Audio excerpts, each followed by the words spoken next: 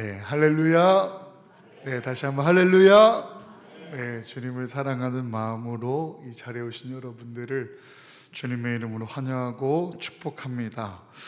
오늘 예배를 드리면서 혹시 좀 다른 날보다 좀 달라진 것을 혹시 느끼신 성도님 계십니까? 그것은 마치 남자친구에게 여자친구가 다가와서 오늘 나 뭐 바뀐 거 없어? 라는 질문처럼 혹시 느끼신 분들이 계신가요? 저에게 제 목소리가 조금 쉬었어요. 맞아요. 맞습니다. 전 이 감기라기보다는 하나님이 은혜를 많이 주셔서 기도하다가 목이 좀 쉬었어요. 또 혹시 느끼신 점 없으신가요? 저희 찬양팀이 굉장히 성령 충만해지고 있는 그 듬직함과 또 성령의 은혜가 그렇게 찬양을 통하여 충만해지는 기쁨을 느끼셨습니까? 느끼셨을 줄로 믿습니다. 저희 찬양팀이 어제 저희 오후 7시부터 거의 대략 10시까지 그 한사랑 감리교회에서 진행하게 되었던 그 리진 워십에 결단하다라는 주제로 찬양 집회를 드리게 되었는데, 청년들의 예배 처소이지만 우리가 함께 좀 예배를 누리고 또 은혜 받고 또 우리도 예배를 잘 섬기고 싶은 그러한 마음으로 우리 찬양팀 분들이 함께 다녀오게 되었어요.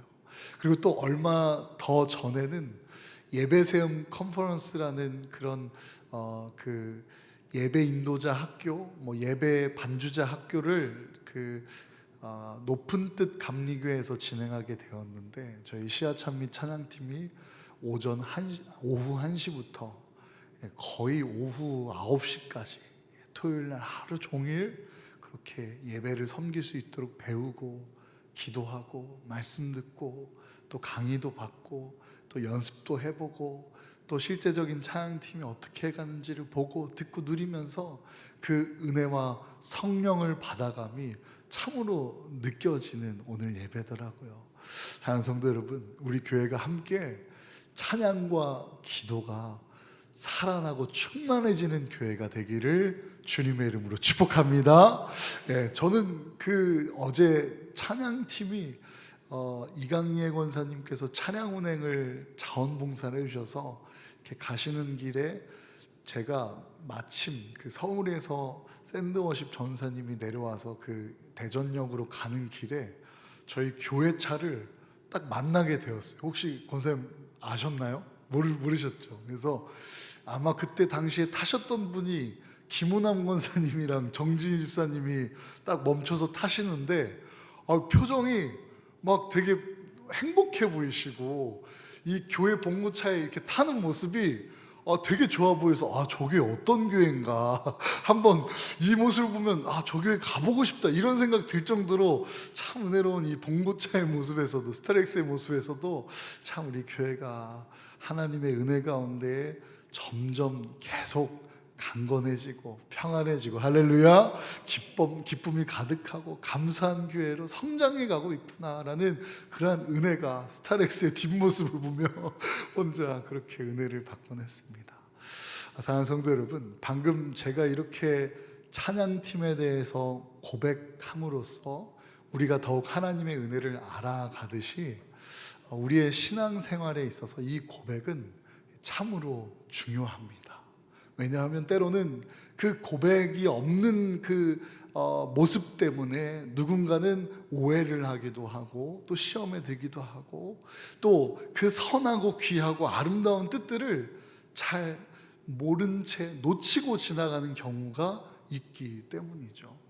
제가 결혼 전에 연애할 때 지금 사모님한테 고백을 하고 싶어서 상상을 하면서 고백의 타이밍을 한번 잡아봤어요. 그 고백의 타이밍이 차에서 이제 내리기 직전에 딱 이렇게 분위기를 잡고 이제 좀 교제를 시작해 보면 어떻냐라는 그런 좀 이렇게 프로포즈라고 해야 될까요? 고백을 하려고 굉장히 많은 횟수로 상상을 하고 그리고 딱 차가 멈춰 섰어요. 그런데 저희 아내가 그 당시에 제가 싫어서인지는 잘 모르겠지만 어떤 마음인지는 잘 모르겠지만 차가 멈춰서면 문 열고 나가시는 거예요. 나가면서 네 안녕히 가세요 이렇게 하니까 그동안 이 고백에 대해서 수없이 고민하고 상상했던 그 상황과는 다르게 차가 멈춰서자마자 내리려고 하는 그 사부님을 차마 붙잡을 수 없어서 한 3-4번 정도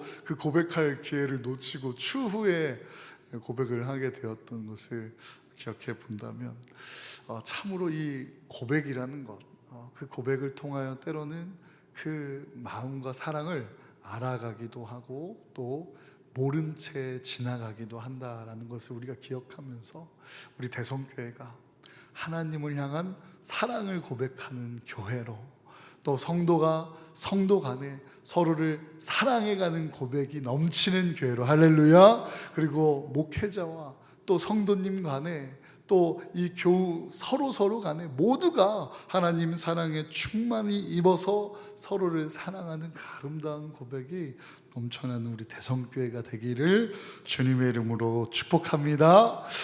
교회는 또 다른 의미로서 정의를 해본다면 고백 공동체입니다. 이 고백을 통하여 하나님이 누구신지, 그리고 고백을 통하여 하나님께서 지으신 우리가 어떠한 존재인지를 함께 깨달아가고 또 하나이신 하나님을 함께 알아가고 그 믿음으로 하나 되어져서 이 성령님의 가망 없는 교통하시는 그 은총에 힘입어 고백할 때 믿음이 믿음을 낳고 또 은혜가 은혜를 낳고 사랑이 사랑을 낳아가는 이 성령의 일들을 경험하면서 우리 한국교회는 부흥을 겪어오게 되었습니다. 바라먹기는 우리 교회에도 하나님이 살아계신다, 하나님이 우리와 함께 하신다, 하나님이 역사하신다, 하나님이 내 삶을 주관하신다, 하나님이 내 삶 속에 이미 승리를 이루셨다라는 이 믿음의 고백들, 하나님의 은혜의 고백들이 넘쳐나고 끊이지 않게 되어서 함께 고백하며 살아계신 하나님을 더욱더 온전히 알아가고 누려가는 우리가 되기를 간절히 소망합니다. 이 초대교회에서도 교회의 힘든 때에 이 순전한 믿음의 고백을 통하여 동역자들에게도 힘이 되고 그리고 어려움을 이겨내고 협력해 가며 또다시 그 초대교회가 건강히 세워져 가는 그 모습을 보게 되는데, 그 순전한 고백의 주인공은 바로 이 베드로입니다. 오늘은 이 베드로의 고백, 이 베드로가 고백했던 그 말씀을 우리가 함께 묵상하면서 우리도 믿음의 사람 베드로와 같이 같은 그 베드로와 같은 사람, 같은 성도, 같은 제자, 베드로와 같은 교회로 결단하고 도전하기를 간절히 원합니다. 이 아나니아 사건 이후 우리가 함께 묵상해왔던 사도행전을 돌이켜보면 이 사도들을 통하여 일어난 그 표적과 기사로 또 믿는 사람들이 다 마음을 같이하여 모아서 한 마음으로 기도에 힘쓰니 주의 몸된 교회가 성령 충만함과 함께 또 넘치는 은혜와 함께 계속 부흥하고 성장했던 것을 봅니다. 그런데 이 성장과 하나님의 기쁨을 향한 그 흐름 가운데 원수 마귀는 이를 시기하고 대제사장들과 사두개인들을 통하여서 이 사도들을 다시 감옥에 가두게 했던 것을 보게 됩니다. 오늘 본문 말씀 17절에서 18절 말씀 우리 한번 다시 읽어보기 원합니다. 시작. 대제사장과 그와 함께 있는 사람, 즉 사두개인의 사도들을 잡아다가 옥에 가두었더니, 아멘. 당시 대제사장과 사두개인들에게는 이 사람을 잡아 옥에 가둘 수 있는, 그리고 채찍질할 수 있는 그런 권리가, 그런 힘이 있었습니다. 성령의 권능과 역사로 주의 몸된 교회가 날마다 부흥하고 성장하니까 그 권세를 이용하여 시기심으로 이 사도들을 잡아다가 옥에 가두어 핍박한 것을 보게 됩니다. 말씀, 우리가 함께 읽었던 말씀 보면 그들의 마음에는 다 마음의 시기가 가득하여 라고 했습니다. 시기하고 질투하고 미워하는 그 마음이 어디서 옵니까? 이 시기, 질투, 미움, 다툼, 분쟁, 거짓은 하나님의 것이 아닙니다. 하나님의 뜻에서부터 어긋나도록, 하나님의 기쁨에서부터 어긋나도록 그렇게 흔드는 사단의 시험이자 사단의 계교입니다.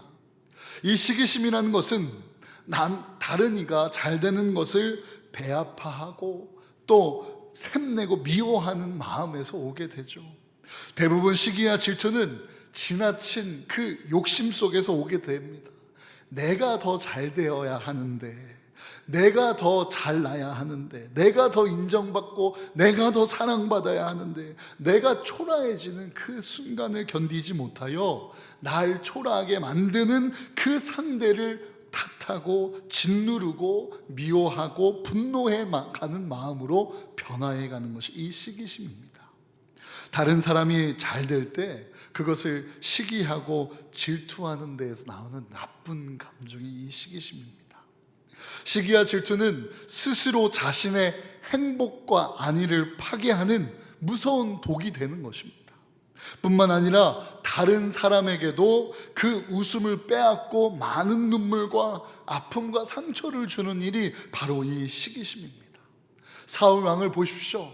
우리가 새벽마다 사무엘상을 묵상하고 있는데 그곳에 나오는 이 사울 왕의 모습은 어떠합니까? 시기심에, 그 악한 영에 휩싸이고 흔들리고 그 시기심이 계속 솟아나서 자기가 사랑하는 모든 주변인들이 그렇게 말리고 그렇게 항변하고 그렇게 건의하여도 다윗을 죽이고자 하는 마음을 포기하지 못한 채 다윗을 죽이려고 하다가 스스로 파멸의 길에 이르는 사울 왕의 모습을 우리는 묵상하고 있습니다. 사랑하는 성도 여러분, 신앙생활하면서 남을 시기하고 질투하는 마음을 버려야 합니다. 이웃을 내 몸과 같이 사랑하라는 이 주님의 말씀을 기억하면서 이 사촌이 땅을 사면 배 아픈 것이 아니라 사촌이 땅을 사면 축하해주고 축복해주고 할렐루야. 그리고 또 이웃이 잘 되면 칭찬해 주어야 합니다. 귀한 모습을 보고 또 좋은 모습을 볼 때 당신 따위가 무슨 언젠가 본 모습이 나오겠지, 나도 맘만 먹으면 더 잘할 수 있는데 라는 그러한 생각보다 너무 귀하십니다. 본받고 싶습니다. 저도 그렇게 도전해보고 싶습니다 라는 그러한 선한 마음을 품게 되는 그러한 주의 제자가, 자녀가 되기를 주님의 이름으로 축복합니다. 제가 전도대와 함께 그 모르는 이들에게 그 마음문을 열고 복음을 전할 수 있도록 그 모르는 이들에게 마음문을 열어가는 마법의 단어를 한번 배운 적이 있었는데 한번 따라서 고백해 볼까요? 어머나, 시작. 네, 좀 톤이 높게 어머나, 시작. 네, 이 마법의 단어더라고요. 네, 목사님 저 이거 샀어요. 어머나. 어디 가세요? 아, 저 홈플러스. 어머나. 이 어머나로 시작해서 칭찬이 한번 들어가면 그 사람을 향한 그 마음이 표현이 되는 이 마법의 단어더라고요. 사랑하는 성도 여러분, 이웃을 내 몸과 같이 사랑하고자 하는 마음으로 우리가 기꺼이 어머나를 고백하는 주님의 성도가 되시기를 주님의 이름으로 축복합니다. 시기와 질투를 버려야 모두가 행복합니다. 서로 사랑하며 행복해져가는 우리 대성교회가 되기를. 그리고 또 이 본문으로 돌아 다시 보게 된다면 대제사장들과 사두개인이 핍박한 이유가 또 하나가 더 있습니다. 시기심도 문제지만 그것보다 자신들의 잘못이 드러날까 봐, 한마디로 자신들의 그 안위가 위태롭고 점점 위기감을 느끼게 되기 때문에 그 위기감을 느끼게 하는 그 제자들의 옥으로 넣게 된 것입니다. 당시 대제사장들과 사두개인들은 유대 사회의 이 정신적인 종교 지도자들로서, 정신적 지주로서 존경을 받아왔었는데 이제 사도들로 인하여서 예수님을 못 박아 죽인 죄인으로 정죄되어 가기 때문에 더욱 핍박을 가했던 것을 봅니다. 사실 이들은 누구보다도, 이 대제사장들과 사두개인은 누구보다도 이 교회가 성장하는 것을 기뻐하고 주님의 복음이 임하여 퍼져가는 그 놀라운 일을 향하여 함께 참여해야 될 사람들입니다. 그런데 영적으로 예수님에 대하여 무지하니까 그들의 영안이 뜨여지지 않고 영적인 귀가 열리지 않아서 그 진리를 온전히 보지도 못하고 듣지도 못한 채가 그런 사람들이 되어서 사도들을 시기하여 진리의 사자들을, 빛의 사자들을 시기하여 감옥에 가두어 핍박했던 것을 보게 됩니다. 19절에 보시면 그렇게 감옥에 갇혀진 채 그 상황 가운데 주의 사자가 밤에 옥문을 열고 끌어내어 이르되 20절 가서 성전에 서서 이 생명의 말씀을 다 백성에게 말하라 라고 했습니다. 주의 사자란 이 세번역 성경에는 주님의 천사가 라고 되어 있습니다. 대제사장들과 사두개인이 사도들을 시기하여 감옥에 두었지만 주님의 천사가 직접 옥문을 열고 그들을 구출해 내주셨던 것입니다. 인간이 아무리 막으려 해도 하나님이 하시는 일을 어떻게 막을 수 있겠습니까? 우리가 아무리 막으려 해도 하나님이 하시면 됩니다. 믿으십니까? 우리가 아무리 하려고 해도 하나님이 막으시면 안 됩니다. 믿으시길 바랍니다. 이처럼 옥문을 열고 끌어내신 것은 하나님께서 함께 하시고 또 하나님께서 하신다면 하실 수 있다는 그 믿음의 확증을 주시고 더욱 담대한 믿음을 가지고 복음을 증거할 수 있도록 그들에게 천사를 보내주셨고 천사들을 통하여 그들이 구출받았습니다. 또한 주님의 사자들, 그 주님의 천사들은 가서 성전에 서서 이 생명의 말씀을 다 백성에게 말하라 라고 지시한 것을 볼 수 있는데, 이 성전에 가서 담대히 예수님의 죽으심과 부활을, 이 복음을 증거하라라는 것입니다. 사도들은 주님의 천사가 지시한 대로 또 말씀한 대로 성전에 서서 기도하러 찾아오는 백성들에게 복음을 가르치고 전하게 됩니다. 대제사장들과 그와 함께 있는 사람들은 아무것도 모르고 공회를 소집한 다음에 옥에 가서 사도들을 끌어오라고 명령합니다. 오늘 본문 22절에서 23절 그 후의 말씀입니다. 함께 읽어보겠습니다. 시작. 부하들이 가서 옥에서 사도들을 보지 못하고 돌아와 이르되 우리가 보니 옥은 든든하게 잠기고 지키는 사람들이 문에 서 있으되 문을 열고 본즉 그 안에는 한 사람도 없더이다 하니. 아멘. 당시 파수꾼들은 옥문을 굳게 지키고 있었습니다. 또한 감옥 안에 사도들이 밖으로 나가는 것을 본 적이 없었습니다. 그런데 옥문을 열어보니 그 안에 아무것도 없다라는 보고입니다. 신비한 일이죠. 더욱 놀라운 것은 지금 사도들이 성전에서 이 백성들에게 복음을 전파하고 있다라는 보고입니다. 성전 맡은 자와 관원들은 다시 사도들을 잡아들였으나 그들을 다시 함부로 다룰 수는 없었습니다. 26절 보시죠. 성전 맡은 자가 부하들과 같이 가서 그들을 잡아왔으나 강제로 못함은 백성들이 돌로 칠까 두려워함이더라. 그것은 이미 많은 사람들이 이 복음을 듣고 복음 앞에 회개하며 또 사도들을 그렇게 지지하고 따르고 있었기 때문입니다. 도리어 이 제자들을 함부로 할 때 흥분한 백성들이 자신들을 돌로 칠까 두려워했다라는 말씀을 보게 됩니다. 27절에서 32절이 이제 그 상황에 이 나타난 베드로의 고백인데, 우리가 함께 천천히 이 베드로의 고백을 함께 우리가 이 시간 귀 기울여 듣는다라고 생각하면서 함께 천천히 읽어보겠습니다. 시작. 그들을 끌어다가 공회 앞에 세우니 대제사장이 물어 이르되 우리가 이 이름으로 사람을 가르치지 말라고 엄금하였을 때 너희가 너희 가르침을 예루살렘에 가게 하니 이 사람의 피를 우리에게로 돌리고자 함이로다. 베드로와 사도들이 대답하여 이르되 사람보다 하나님께 순종하는 것이 마땅하니라. 너희가 나무에 달아 죽인 예수를 우리 조상의 하나님이 살리시고 이스라엘에게 회개함과 죄사함을 주시려고 그를 오른손으로 높이사 임금과 구주로 삼으셨느니라. 우리는 이 일의 증인이요 하나님이 자기에게 순종하는 사람들에게도 주신 성령도 그러하니라 하더라. 아멘. 아멘.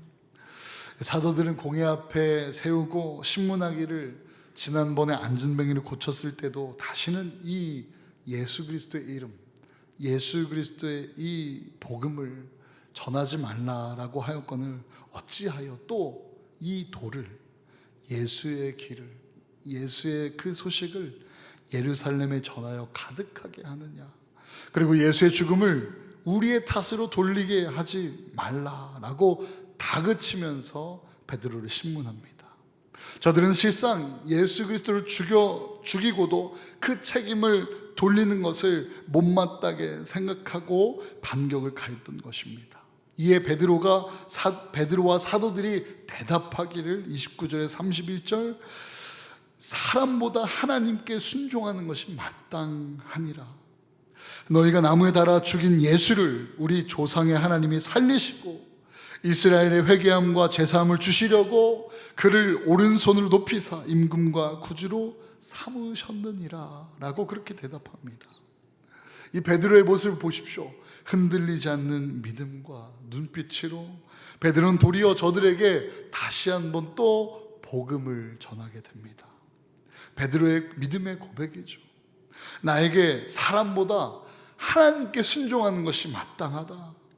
내가 너의 말을 듣는 것보다 하나님의 말씀에 순종하는 것이 우선이고 마땅하고 옳은 일이다 라고 그렇게 고백하고 있습니다. 그리고 너희가 죽인 그 예수를 하나님이 다시 살리심으로 이스라엘 백성들을 회개시키고 또 제사함을 통해 우리를 구원하시기 위한 하나님의 뜻이었다라고 온전한 그 부활의 뜻을 이렇게 선포하고 고백하게 되죠. 베드로와 사도들은 이 일의 증인임을 밝히면서 또한 하나님께서 자신에게 주셨던, 그리고 하나님을 향하여 순종한 사람에게 주신 그 성령님의 뜻도, 성령님의 감동도 그러하다라고 이 영적인 뜻을 밝히고 있습니다. 하나님의 섭리를 보면 참으로 신비하고 기이합니다. 피고가 오히려 재판관을 심판하는 모습이 바로 이 본문 말씀의 모습입니다. 하나님을 사랑하는 자, 곧 그 뜻대로 부르심을 입은 자들에게는 모든 것이 합력하여 선을 이루어 가시는 모습.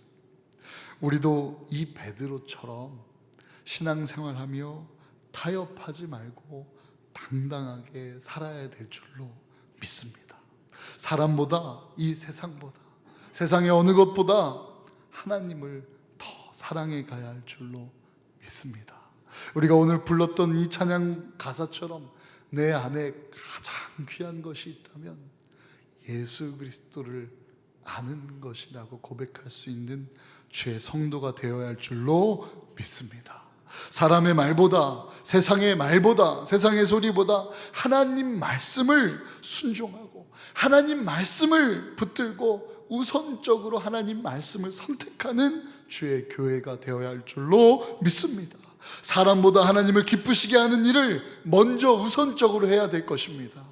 저에게는 개인적으로 그 고민이 있었습니다. 제가 프라이밍 워십에 사역을 하다가 이 대성교에 와서 프라이밍 워십을 이제 내려놓고 이제 사역을 다 안 나가겠다고 해서 이제 그 프라이밍 워십 다른 리더 전사님에게 그 인계를 하고 인수인계를 마치고 그 다음에 프라이밍 워십은 계속 그 비전대로 지금도 캠프 사역과 수련회 사역을 하고 있어요. 그런데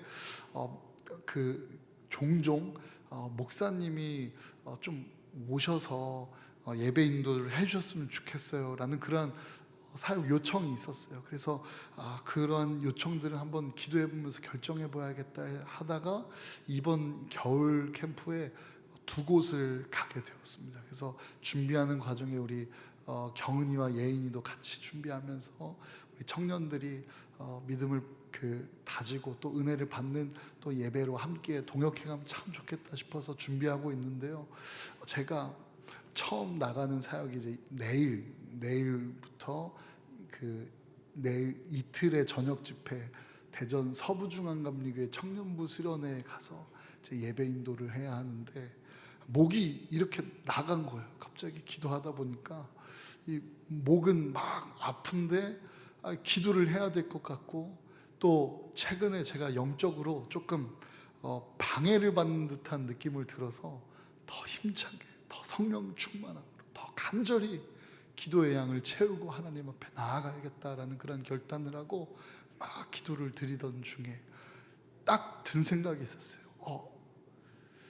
이 목으로 찬양을 하면, 이 목으로 찬양을 할 수 있을까라는 그런 생각이요. 그런데 그 고민의 중심을 가만히 생각해 보니까 신 목소리로도 하나님은 영광 받으시겠더라고요. 사람에게는 기쁨의 소리가 되지 않을지라도 하나님께 드리는 그 찬양은 여전한 기쁨이 됨을 믿게 되었습니다. 사랑하는 성도 여러분, 우리가 고민하고 또 지혜를 구하는 그 모든 중심에 사람을 위한 것인지 하나님을 위한 것인지, 우리의 기도 제목이 진정 나의 정욕을 위한 것인지 하늘의 뜻을 위한 것인지, 이 베드로의 고백을 통하여 함께 점검하는 이 밤이 되어서 우리가 함께 기도하고 찬양할 때에 하나님 중심으로 하나님 나라를 온전히 구하고 하나님의 손으로 해결해 주실 그 많은 기도 제목들보다도 하나님의 얼굴을 구하며 하나님의 얼굴을 사랑하여 바라보기 원한다는 순전한 고백으로 주께 나아가는 우리 대성교회 모든 성도님들이 다 되시기를 주님의 이름으로 축복합니다. 주님을 그렇게 사랑하고 바라보고 또 찬양하고 경배 올려드릴 때 하나님은 주님의 천사를 보내주셔서 옥중에 갇힌 베드로를 건져내셨듯이 우리의 모든 필요를 아시는 그 구석구석마다 주님의 도우심으로 함께해 주실 줄로 믿으시길 바랍니다. 하나님의 뜻을 구하는 것이 우선이 되어야 할 줄로 믿습니다. 하나님의 뜻을 향한, 하나님의 기쁨을 향한 이 베드로의 믿음의 고백을 우리가 함께 닮아서 이 세상에 언젠가 왜 그렇게 살아요? 왜 그렇게 하십니까? 왜 그렇게 고생하십니까? 하면 하나님 기쁨 위해서요, 하나님 영광 위해서요, 하나님 말씀 위해서요, 하나님께 순종하기 위해서요 라고 하나님의 기쁨을 향한 믿음의 고백을 감당하는 우리 모든 성도님들이 다 되시기를 주님의 이름으로 축복합니다. 우리 그 마음 가지고 우리 베드로에 대한 그 간절한 고백과 같이 많은 사람들 우리 힘차게 찬양하시면서 함께 나아가도록 하겠습니다.